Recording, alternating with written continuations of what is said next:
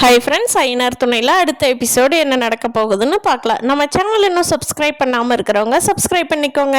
கார்த்திகாவோட வீட்டில் கல்யாண பாட்டு சத்தம் கேட்க சேரனுக்கு ரொம்ப மனசு கஷ்டமாகி அவர் சரியாக சாப்பிடாம கூட போய் ரூமில் படுத்துக்கிறாரு. கொஞ்ச நேரம் போய் எல்லாரும் தூங்குனதுக்கு அப்புறமா கார்த்திகா சேரனோட வீட்டுக்கு வந்துடுறாங்க. வந்ததுக்கப்புறம் நிலா கிட்ட நான் சேரன் மாமா கூட பேசணும் அப்படிங்கிறாங்க. நிலா வீட்டுக்குள்ளே கூட்டிகிட்டு போகிறாங்க. எல்லாரும் இந்த டைம் எதுக்கு வந்தீங்க கார்த்திகா? உங்கள் அம்மா அப்பா பின்னாடியே வர்றதுக்கா அப்படின்னு சொல்லி பாண்டியன் சோழன் பல்லவன்லாம் கேட்குறாங்க. அது கார்த்திகா, ஐயோ என்னால் சேரன் மாமா விட்டு இருக்கவே முடியாது மாமா, உங்களைத்தான் நான் கல்யாணம் பண்ணிக்குவேன், என்ன போக சொல்லாதீங்க மாமான்னு சேரனை கட்டி பிடிச்சிக்கிட்டு அழுகிறாங்க. எல்லாத்துக்கும் பார்த்துட்டு மனசு ஒரு மாதிரி ஆயிடுது.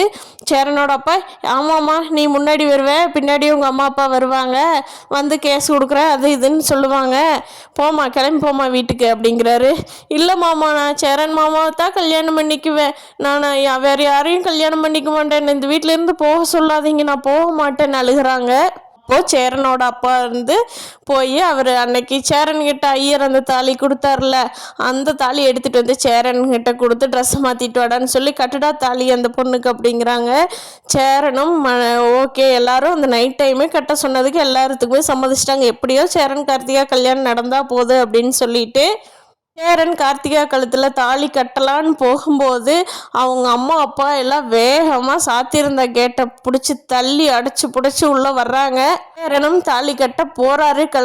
முடிச்சு போட கை கொண்டுட்டு போயிட்டாரு. சேரனோட கல்யாணம் பயங்கர சர்ப்ரைஸாக போகுது. கார்த்திகாவுக்கு சேரனுக்கு நடக்குமாங்கிறது பார்க்கலாம் ஃப்ரெண்ட்ஸ். அடுத்த எபிசோடில் என்ன நடக்குதுன்னு பார்க்கலாம்.